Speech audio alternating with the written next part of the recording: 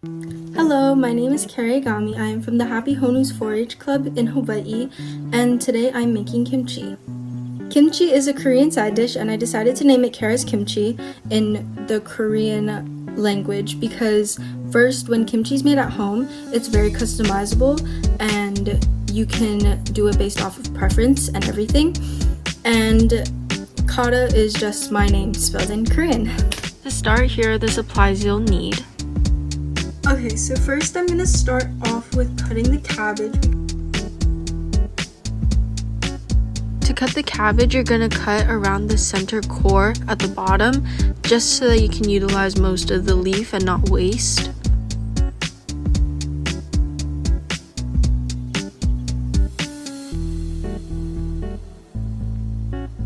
And when it gets to this point where it's sticking out, you can just chop it right off and then peel the rest of the leaves off.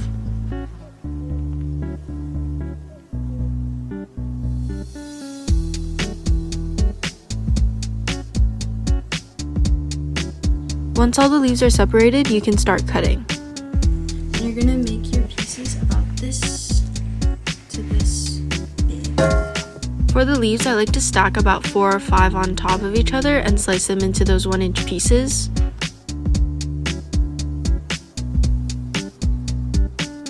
And for the more outer leaves, I like to slice it in half and then cut it into the 1-inch pieces so they all stay about the same size.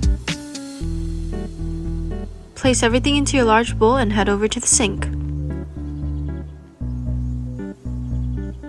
Here we're going to completely submerge the cabbage, and while you're doing that, you're going to just keep mixing it so that you get all the dirt and everything out of it. Drain your cabbage, but leave a little bit at the bottom so that the bottom of the bowl is a little bit covered with water. Massage in 1 cup of coarse salt in 3 increments, just really getting all the salt into every leaf. After mixing, compact it tightly and add a plate or bowl on top and leave it to dehydrate for about an hour. So while the cabbage is dehydrating, I'm gonna start on the other vegetables. So we have our potato, our spring onions or green onions, our onion, radish, this is optional, and then we also have ginger and some garlic. Peel your potato and your radish. Roughly chop your potato so that it's easier to mash later. And for your radish, either thinly slice with a mandolin. I do not have one of those, so I'm cubing it, and I'm also slicing it manually and cutting them into these triangle shapes. The radish is purely preference, so you can cut it however you like. Add water to prevent burning at the bottom and boil your potatoes on medium heat. Okay, so while the mashed potatoes are boiling, we're gonna work on our aromatics. I use a spoon to peel the ginger, and then we're gonna cut our onions. So you can just cut the both sides and then peel it, and then we're just gonna roughly chop everything because it's just gonna end up in the blender.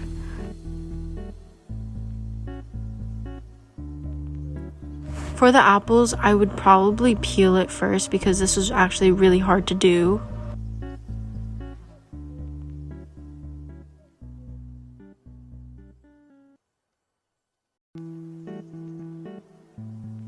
Add everything into your blender, and you're going to take your tablespoon and fish sauce and add about 2 to 3 tablespoons of fish sauce.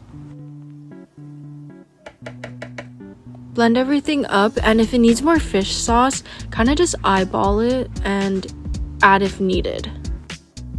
The end product should look like a slushie.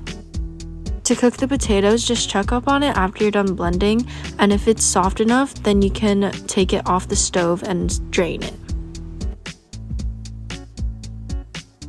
Add some cold water to it and then mash.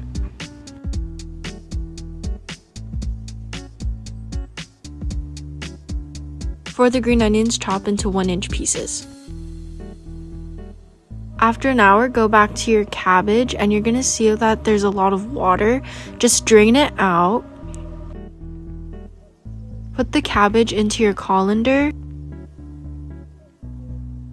Rinse the other bowl and keep it on the side for later.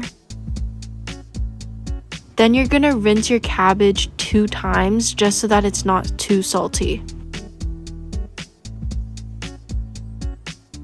Then let it drain for an hour.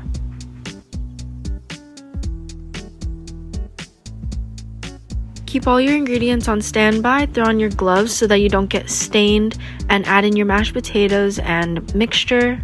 Add in the initial amount for everything, and you can just adjust it to your taste as you are mixing.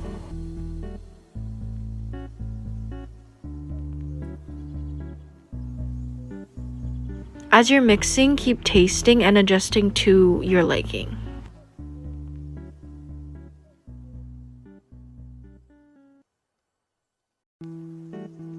Sure your cabbage is completely drained before adding into the paste, but you're going to add it in one at a time. So first the cabbage, and you're going to mix that in until fully incorporated.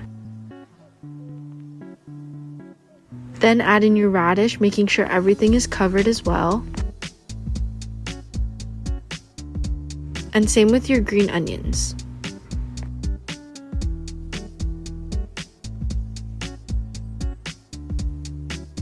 To store the kimchi, you're going to tightly pack it into your kimchi container or your jar or other container. If you're using a jar or other container, make sure to put saran wrap on top.